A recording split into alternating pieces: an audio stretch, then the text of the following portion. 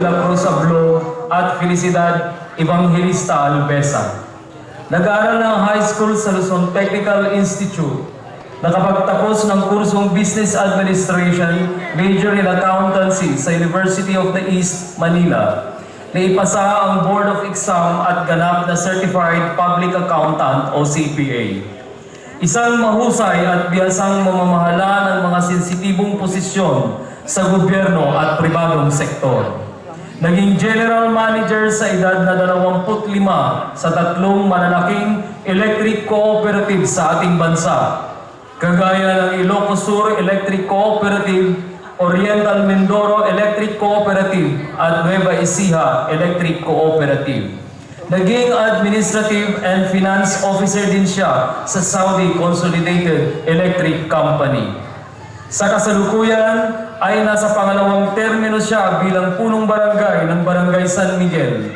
Sa halos 6 na taon niyang panunungkulan, maraming karangalan ang natanggap ng Barangay San Miguel, lalo na sa Clean and Green Program na pinalalunan ng 2 beses noong 2008 at 2011. Nakatanggap ng Certificate of Commendation sa Department of Interior and Local Government, Region 3, para sa Good Governance on Disaster Risk Reduction Preparedness o mga programang pangkahandaan pagdating ng mga kalamidad.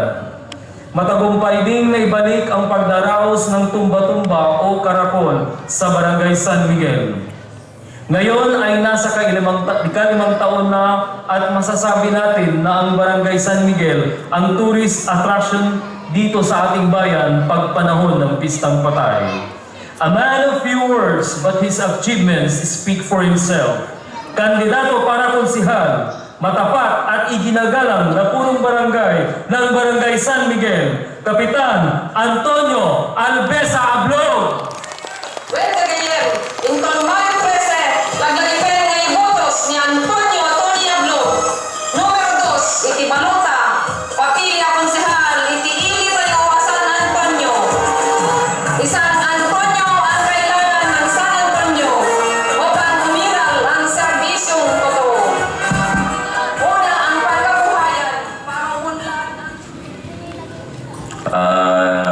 Naimbag nga rabika na kayo amin na kailan, ito'y San Antonio, lalong-lalo na dito sa mga kabaranggayan natin sa Barangay Santiago.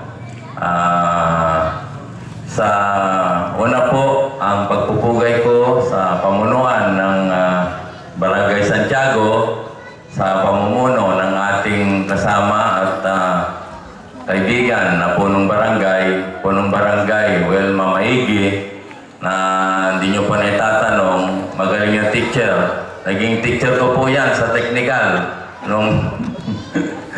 Hindi po.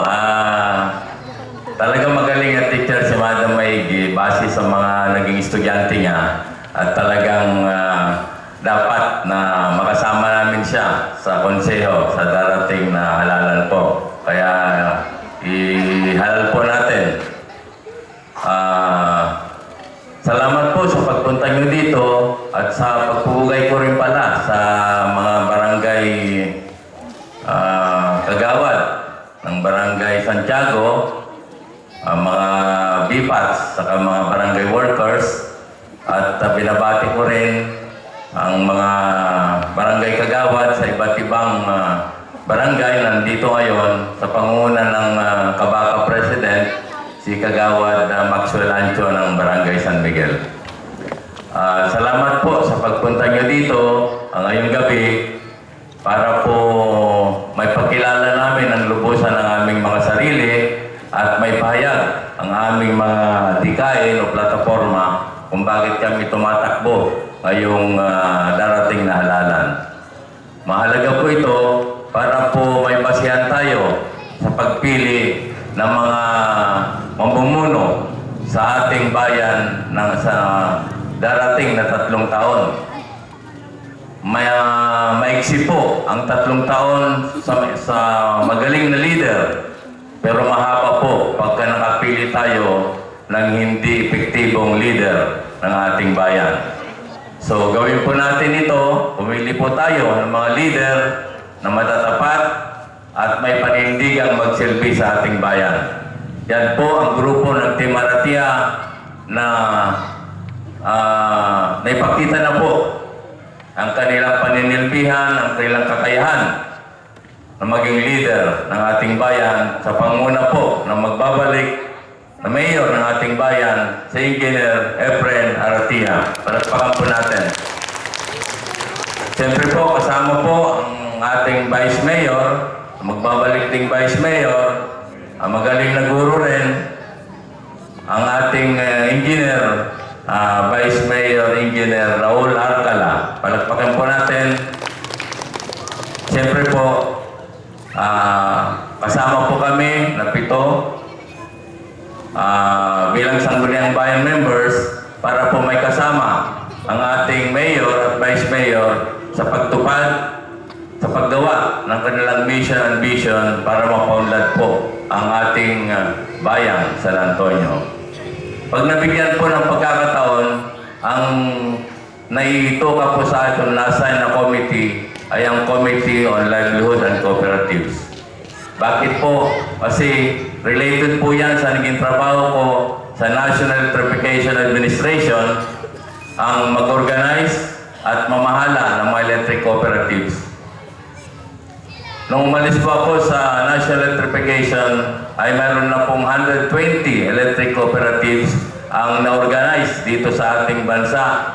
Kagaya po ito ng electric cooperative dito sa ating bayan, ang Zambales 2 Electric Cooperative o ang Sameco 2. At sa pagkakasayin ko po sa mga probinsyang ito, nakita ko kung paano ang mga kooperatiba at livelihood programs ay nakakatulong sa pamumuhay ng pamilya at sa pagpapaunlad ng pamayanan. Gagawa po tayo ng mga programang pangkabuhayan na naangkop sa mga barangay o sa mga people's organization. Bibigyan po natin sila ng sapat na training o kaalaman sa pamamalakad at pamamahala sa mga ito. At siyempre po, maglaan ng kaukulang pondo at maghanap ng kaukulang pondo para po sa mga pangkabuhayan na programang ito. Sa agrikultura po, maganda na po ang programa ng ating pamalang ng ating mahal na Mayor Efren Aratia. Pag-aralan na lang po natin kung ano po yung mga programa at benepisyo na nakapaloob sa Agriculture and Fisheries Modernization Act o Republic Act 8435 para po lalo po nating matulungan ang ating mga magsasaka at mangingisda. Kaya ang mga programang ito po ay magagawa po natin, lalo na po kung ibibigay nyo ang inyong suporta at pagtitiwala sa grupo po namin. Dahil yan po ang programa namin, ang programa po ng Team Aratia ay una po ang masa. Una, ang pangkabuhayan para munlad ang bayan. Kasama na po dyan ang edukasyon, turismo, sa health. Siyempre po kasama po ang peace and order sa negosyo at trabaho. Kaya po, pagsamasamahin po nyo kami para po magkatulong-tulong kami na mapaunlad, mapabuti po ang ating bayan. At bilang Certified Public Accountant po, makakaasa kayo na ang pondo ng ating bayan ay magkakaroon ng maayos at magandang pagpaplano at magamit para po sa kaunlad ng ating bayan, San Antonio. So, nakikusap po ang inyong lingkod, tulungan niyo po kami para po makapagsilbi kami ng maayos at may bigay namin ang serbisyong tunay at tapat na paglilingkod. Huwag niyo pong kalimutan ang inyong pong anak, Antonio Alpesa Blog, number 2 po sa Balota. At bilang pangwakas po, paalala mula kay Sir Chief at kay Maya, please be careful with your boats para wag pong masayang sa darating na halalan. So yun lang po, muli magandang gabi at Diyos kagina kada kayo amin.